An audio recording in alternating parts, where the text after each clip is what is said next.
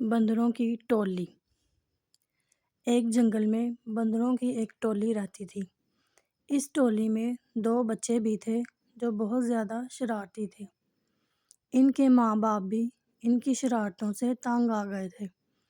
اسی جنگل میں ایک ننھا زراف بھی رہتا تھا۔ وہ بہت ہی سیدھا سادہ اور بولا بالا بچہ تھا۔ ایک دن گھاس چرتے چرتے وہ جنگل کے اس حصے میں آ گیا جہاں بندروں کی یہ ٹولی درختوں سے پتے اور پھل فروٹ توڑ توڑ کر کھانے میں مگن تھی۔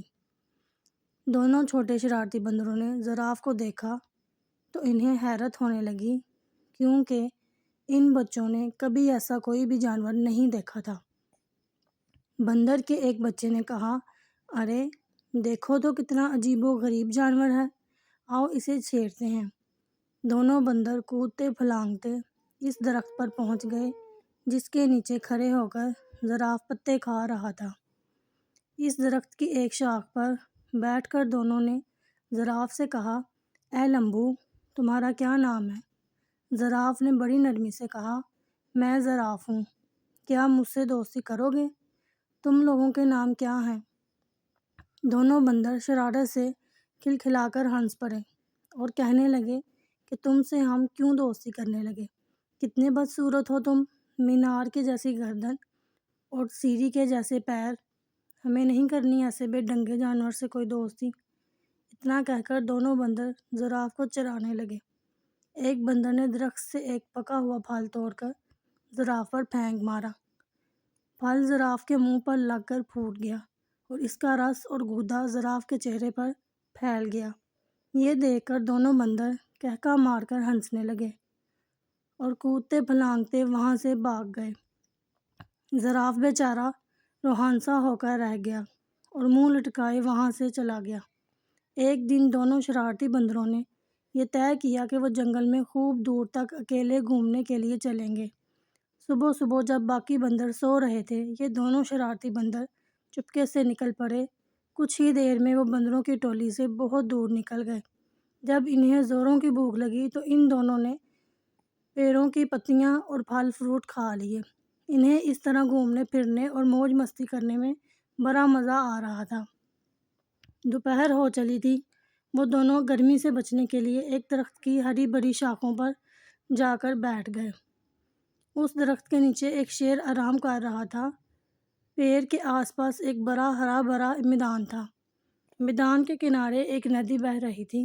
بندر اس سہانے منظر میں ایسا کھوئے کہ انہیں اس بات کا احساس ہی نہ ہوا کہ یہاں ایک شیر بھی موجود ہے۔ لیکن جب شیر اپنے چہرے پر بیٹھی ہوئی مکھیوں کو اڑانے کے لیے گھرایا تو بندروں نے شیر کو دیکھ لیا۔ شیر کو دیکھتے ہی وہ بری طرح ڈر گئے۔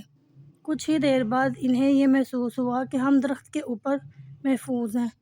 چونکہ ان کے اندر شرارت کوٹ کوٹ کر بڑھی ہوئی تھی، اس لیے یہاں بھی انہیں شرارت سوچنے لگی۔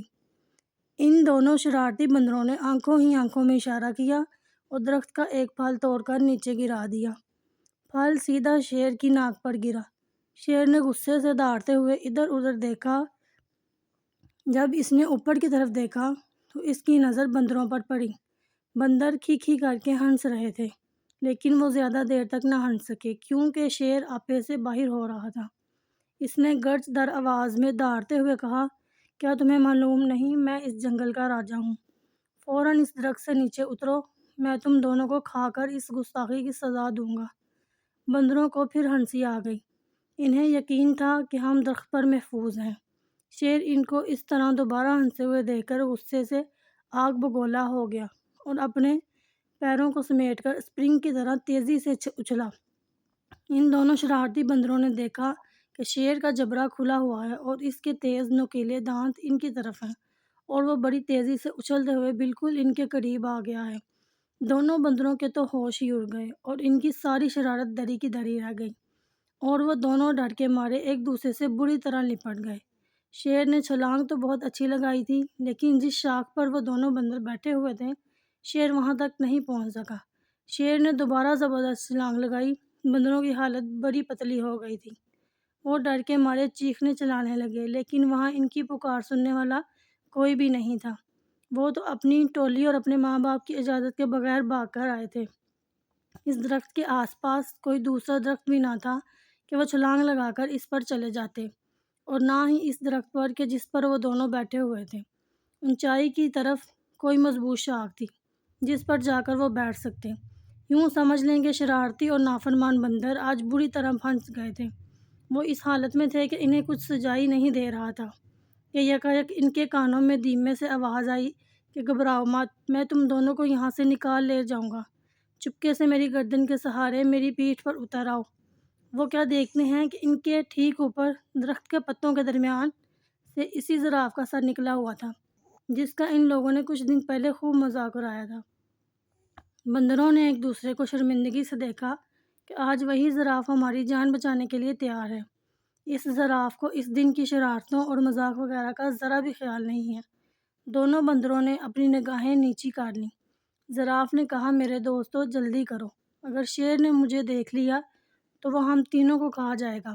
بندر اب ڈرتے ڈرتے زراف کی گردن پر پھسلتے ہوئے اس کی پیٹھ پر سوار ہو گئے اور زراف انہیں لیے ہوئے تیز رفتاری سے وہاں سے کھسک گیا۔ شیر کو پہلے تو پتہ نہیں چل سکا کہ کیا ماجرا ہے، لیکن جب اس نے زراف کی پیٹھ پر سوار ہو کر دونوں بندروں کو باغ نکلتے ہوئے دیکھا تو اس نے دھاڑتے ہوئے ان کا پیچھا کیا۔ بندروں نے پیچھا کرتے ہوئے شیر کو دیکھا تو ان کی جان نکلنے لگی اور وہ بری طرح چیخنے لگے۔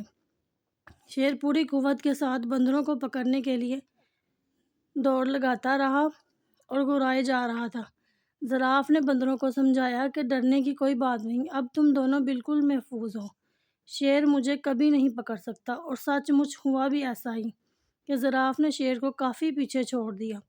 ایک محفوظ جگہ پر پہنچ کر زراف رک گیا۔ بندر چھلانگ لگا کر اس کی پیٹھ سے نیچے اتر گئے۔ تب زراف نے ان دونوں سے کہا، اس دن تم دونوں نے میری لمبی گردن اور میری ٹانگوں کا بہت مذاق اڑایا تھا۔ آج دیکھ لیا نا کہ انہی کی وجہ سے تم لوگوں کی جان بچ سکی ہے۔ لمبی گردن کی وجہ سے ہی میں تم دونوں کو دور سے دیکھ سکا اور درخت سے تم کو اتار سکا، اور لمبی ٹانگوں کی وجہ سے تیز دوڑ سکا۔ بندر اس پر کیا کہہ سکتے تھے؟ دونوں نے شرم کے مارے اپنی اپنی گردنیں جھکا لیں اور خاموش رہے۔ ان کی یہ حالت خاموشی اور شرمندگی کو دیکھ کر زراف نے ہنستے ہوئے خود کہا کہ چلو چھوڑو ان باتوں کو، بھول جاؤ پچھلے قصے کو۔ اب آج سے تم تو میرے دوست بن کر میرے ساتھ روزانہ کھیلو گے نا؟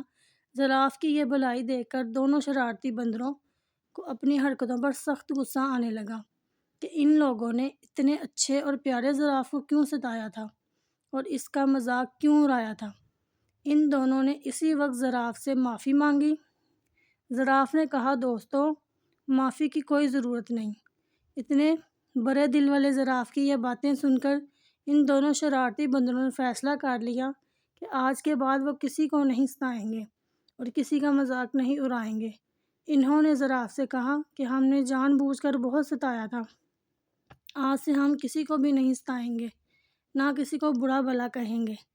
آج سے تم ہمارے سب سے اچھے دوست ہو۔ دونوں بندروں کی یہ بات سن کر زراف کو بڑی خوشی ہوئی اور وہ ہنسی خوشی ساتھ رہنے لگے۔